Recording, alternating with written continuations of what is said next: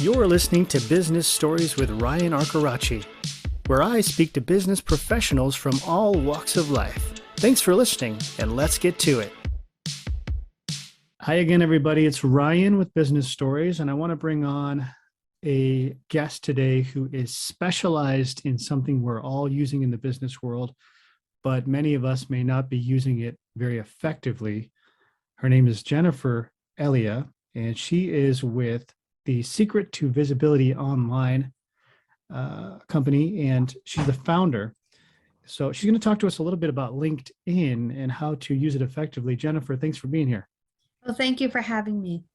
Sure. So first of all, talk to us a little bit about your background and how you fell into being more of a LinkedIn center focused marketing person. Well, my background comes from content marketing. I was originally in the content marketing space with blogging, helping people with creating programs, workbooks, webinars, and such. And over the years of doing that, I was doing it for about 10 years.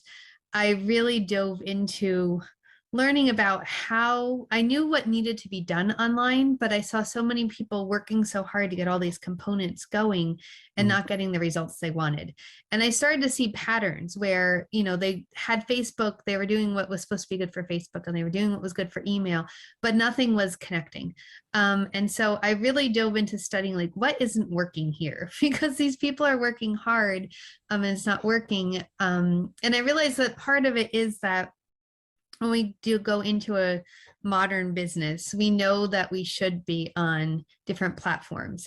But we don't realize that what we really need to be doing there is marketing, not just trying to beat the algorithm or just do what will get us a lot of likes there. And so in 2020, I actually had a very big cyber attack and lost access to everything I had, including all my devices, except for LinkedIn.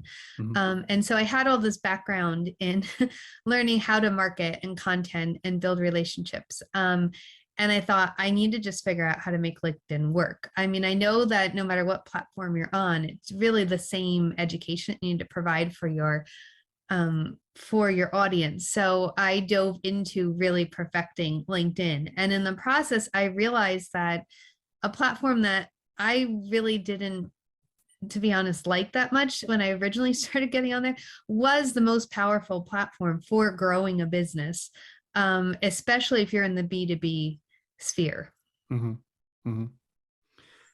So let me ask you this, because I'm working with a lot of franchisors, and I'm amazed to see when I go and I look up the brand in LinkedIn.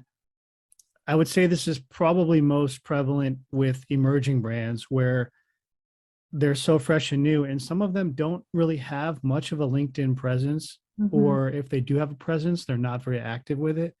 So, and franchisors, of course, their goal is to expand the brand and grow and sell the brand, find people who would want to invest or buy a franchise location. How do you suggest in that direction? How do you suggest somebody who's a franchisor to approach LinkedIn marketing for that purpose? I think that the first thing is the branding. And I know oftentimes people will start, and this is in every industry, but we'll start a page. And it has just the bare bones amount of information on it. And it'll say something like franchise owner or, clothing distributor, which doesn't really tell me what you do, because there's so many franchises. I mean, whatever title you could come up with, there's so many permutations that could exist in that. And really, it's not just about saying what your title is. And I think that's where people get lost in the weeds on LinkedIn, is that we still have this idea of, the way LinkedIn was 15 years ago, where it was just about your online CV or resume, whichever one you want to call it, and basically a cover letter. And we thought, well, if we put that up there, then people find it and they'll be impressed because we have this page. But that was never really the intent of LinkedIn. And it works even less now, because now it has really become a social platform. So when people arrive at your page, they really want to see that you're active, first of all. So you should be posting a minimum of 3 times a week. Mm-hmm.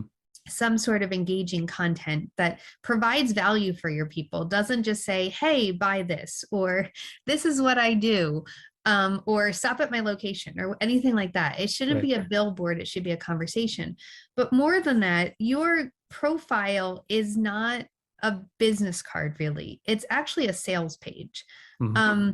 It's a way for you to sell what you know. It's a way for you to sell how you serve people, because there's so much out there, and many times people are looking for something and they don't exactly even know what they're looking for. But Yeah. when they come across good sales copy that they can identify with, they suddenly realize, this is what I'm looking for. And so in franchises, what you have is a great opportunity for people to invest in. But there are hundreds, if not thousands, of franchises. So what does your franchise have that's different than the rest? And there's so many that we don't necessarily know about. We know about Walmart, we know about McDonald's.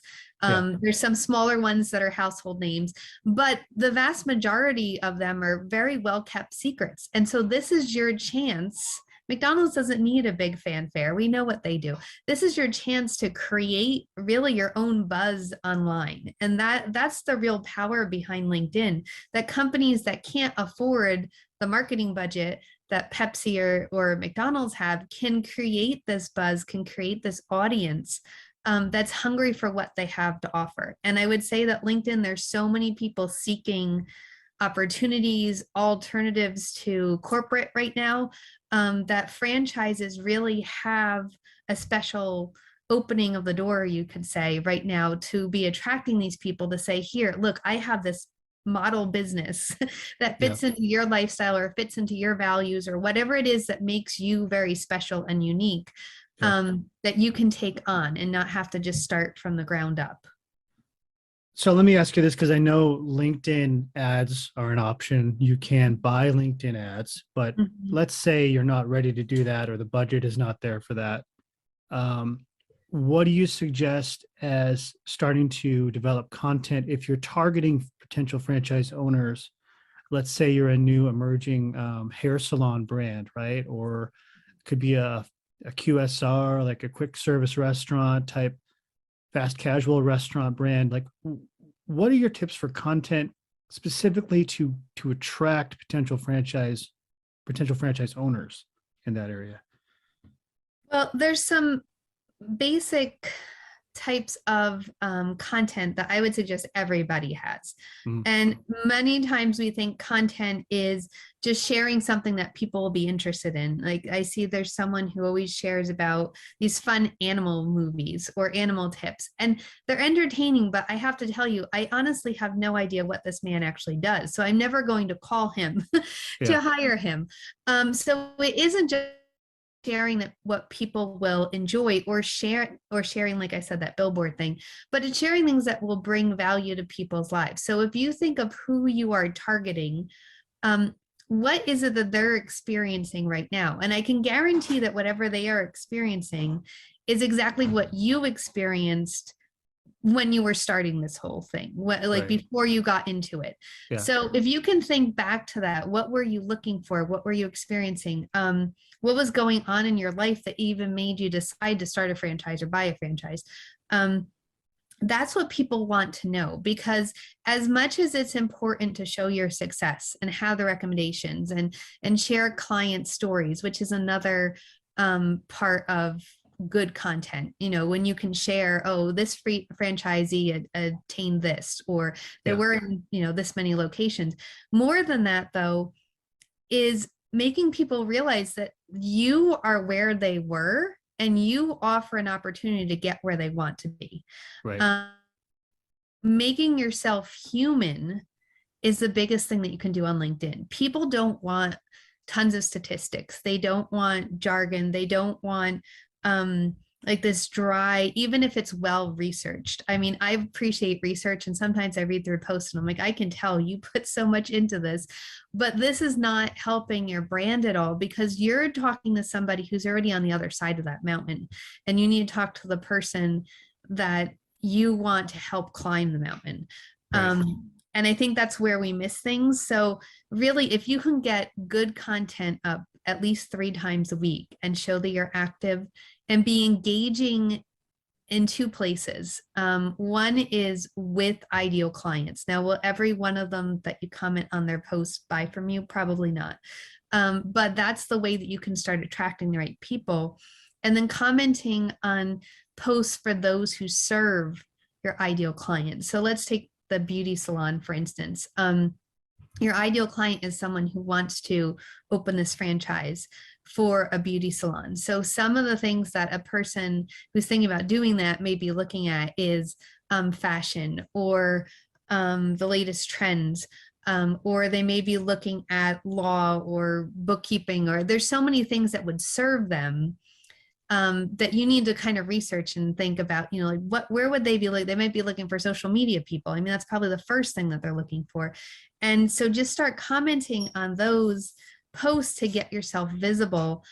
Because not only does that help get your name out there, but it also, because of the algorithm, boosts your profile. So whatever you put out, more people will see. Yeah. Okay.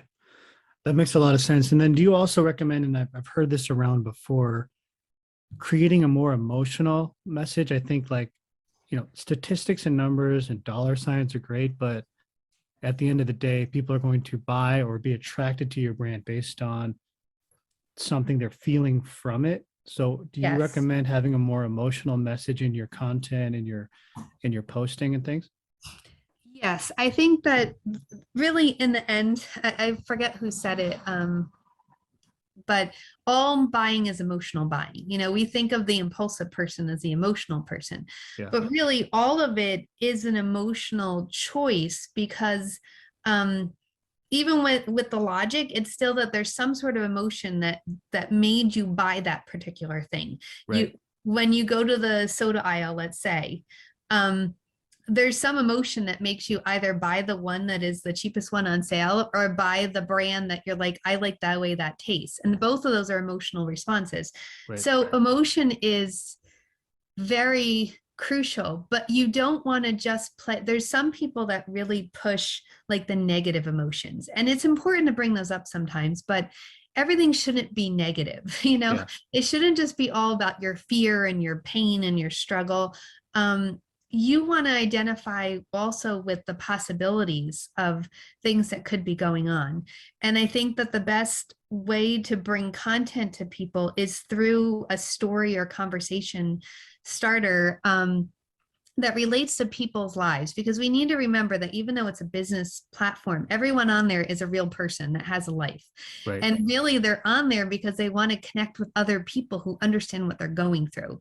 Right. So if you are always posting from a perspective of like an executive or a business, the way you would write a white paper, maybe do a board meeting, people aren't going to identify with that. What they'll identify with is when you talk about something that you did over the weekend or something that happened in your organization that isn't in that rigid box, maybe something that happened in the break room or after hours. And you relate that to how what you do impacts people's lives, or how what you do is important. I've kind of become known for my animal stories, and I never really planned on that being part of my brand, but we have a homestead, and I've realized that there's so much overlap between farming and marketing. And I need an entertaining way to talk about how to show up on LinkedIn. And so my little stories are, things that have happened with the chickens or the geese, or the garden, but it all relates to, the garden is planting seeds in networking and in social media, and then how you have to nurture them. It's the same idea. It's just presenting in a way that people can visualize it and can identify with it and are actually engaged in, like, where is this story going? So yeah, that's what I would say as far as content is. Just remember that it's a conversation. Like social media, really, it's not a billboard, it's a conversation. And if you want people to respond to your posts and to put comments, you need to have something for them to respond to. So that's what I would offer as far as that. Yeah, that's interesting. And I tell everybody who I work with to use a lot of video. And I think it's interesting to take video And somehow whatever you're doing with video, whether you're taking a walk in the park and you have the camera on your face, or doing something fun like, skiing or something, and tying it into what you do is interesting and fun. And like you said, it's not a billboard. It's not just saying, here's our numbers, buy our product. It's Yes. here's what it can do for you. And I'm a real person. I'm actually going out and having fun. I'm not just stuck behind a computer all day, So Yes. yeah, I agree with that 100%. What is your take on LinkedIn ads and paying for LinkedIn ads? Because I mean, I've looked into it in the past, and I know it can be pretty expensive. So what is your opinion on that? It can be very expensive. And here's the thing with ads right now. Social media ads have gone up in price and down in effectiveness exponentially over the past 2 years. Mm-hmm. A lot of it is that people got way too bombarded in 2020 with ads because businesses were desperate to try to get traction. And I don't blame them at all with that, but you would go to Facebook or LinkedIn and it was just ad after ad after ad. Right. And so all the platforms have revised how they do ads, and in some ways restricted what you can do with an ad on. So on LinkedIn, in their best practices, but this is really across every platform, it says that you have to have some sort of content. And the content has to be like a long form post. On LinkedIn, long form posts, which are not, though, like long and never ending paragraphs. Long form post just means it's more than a couple sentences. Like you are writing out a story or a full idea or a conversation. Right. Is still what really powers LinkedIn. So even if you're doing videos or you're doing other means of posting, like adding to your post, you still need that long form post. That's still what they're looking for. And so when you're advertising, you still need to have that active. And what happens is there's a lot of people who want to circumvent, and they say, I don't want to put time into my profile because that's not going to make me dollars. I don't want to put money into posting because that's not going to make me dollars. I'm just going to buy an ad. Yeah. And when you don't have those two in place, the ads don't work. I mean, LinkedIn will gladly take your money, but in their best practices, they're basically telling you it's not going to work. Because you have to have at least 4 ads running at one time. This is their best practices. And one of those has to be a value rich content, which is basically a long form post. So you're paying to advertise a post basically. Right. And each one of those, you need to have a minimum budget of $1,000. So wow, that's $4,000 per month. Yeah. Advertising. And if you aren't engaging on the platform, if you're not providing other content, if when people see your ad, they go to your profile, which is what they're going to do because the ads are set up to look like posts in your feed. You've probably seen them. Sometimes right. I read things and I was like, oh, that's sponsored. That's why I never seen something from this person before.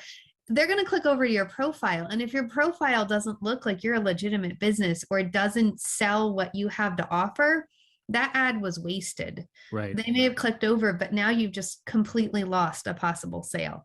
Right. So ads seem like the easy route, but they aren't. You're going to pour tons of money into it. And in the end, you're going to still have to do those basic things that you could have done for free. Mm-hmm. Mm-hmm. Yeah. I agree 100%. I think people, I would tell a franchisor or a business, get your page built, which costs you nothing. Mm-hmm. Unless you pay someone to do it, of course, but build your page, build your profile, fill it up with relevant content, and then maybe think about ads, but not until you've laid that foundation.